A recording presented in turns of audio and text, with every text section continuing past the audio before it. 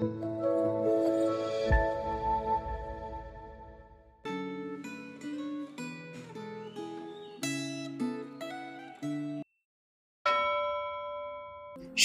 jemaat yang dikasihi Tuhan.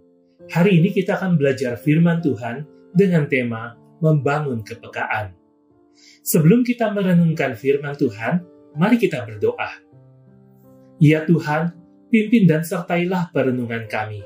Kiranya firman-Mu memandu langkah hidup kami sepanjang hari ini. Dalam nama Tuhan Yesus kami berdoa. Amin. Firman Tuhan hari ini diambil dari 2 Tesalonika pasal yang kedua. Saya akan membacakan ayat 1 sampai ayat 3a. Tentang kedatangan Tuhan kita Yesus Kristus dan terhimpunnya kita dengan Dia, kami minta kepadamu saudara-saudara, supaya kamu jangan lekas bingung dan gelisah, baik oleh ilham roh maupun oleh pemberitaan atau surat yang dikatakan dari kami, seolah-olah hari Tuhan telah tiba. Janganlah kamu disesatkan orang dengan cara bagaimanapun juga. Jemaat yang dikasihi Tuhan, Rasul Paulus menyadari bahwa dia tidak selalu bisa mendampingi jemaat yang ia layani.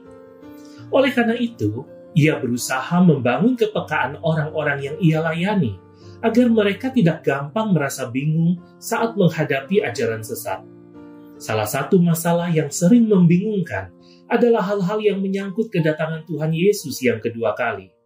Dalam bacaan Alkitab hari ini disebut hari Tuhan atau masalah akhir zaman. Sumber masalah yang menimbulkan kesulitan adalah karena waktu kedatangan Tuhan Yesus yang kedua kali itu tidak bisa diperkirakan. Sama seperti kita tidak bisa memperkirakan waktu kedatangan seorang pencuri. Walaupun Alkitab menyebutkan tanda-tanda kedatangan Tuhan Yesus yang kedua kali, tanda-tanda itu tidak terlalu jelas, sehingga kita harus selalu waspada agar tidak cepat mempercayai berita yang mengatakan bahwa Tuhan Yesus telah datang kembali. Kondisi banyak orang murtad dan munculnya manusia durhaka bisa memunculkan amat banyak dugaan. Tetapi semua dugaan itu bukanlah kepastian. Kita tidak perlu merasa heran bila ada orang-orang yang menolak Kristus atau meninggalkan Kristus.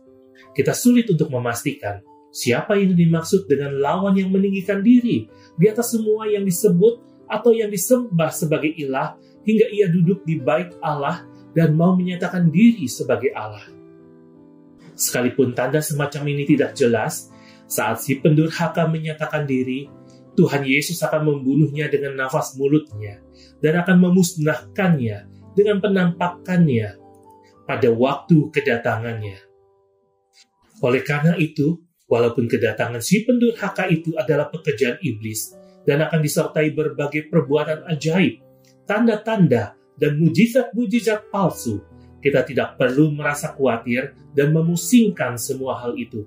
Karena Tuhan Yesus yang kita percaya itu lebih berkuasa daripada siapapun.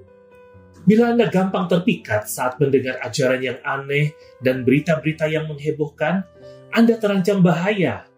Apakah Anda terus berusaha mengembangkan kepekaan untuk membedakan ajaran yang palsu dengan ajaran yang benar? Apakah Anda sudah berpegang teguh pada ajaran yang didasarkan pada kebenaran firman Tuhan?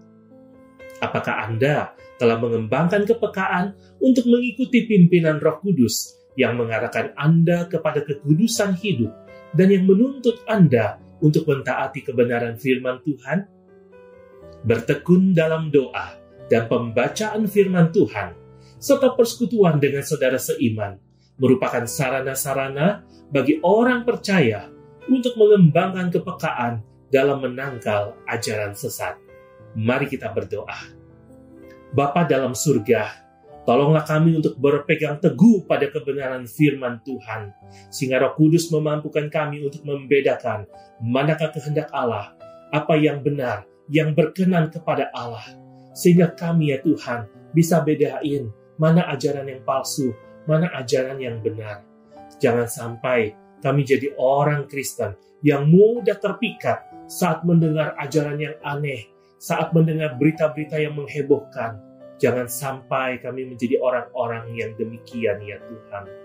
Tolonglah kami bertekun dalam doa, bertekun dalam pembacaan firman, bertekun dalam persekutuan, sehingga kami menjadi lebih peka dalam menangkal ajaran sesat. Sertailah kehidupan kami sepanjang hari ini. Di dalam nama Tuhan Yesus, kami berdoa. Amin.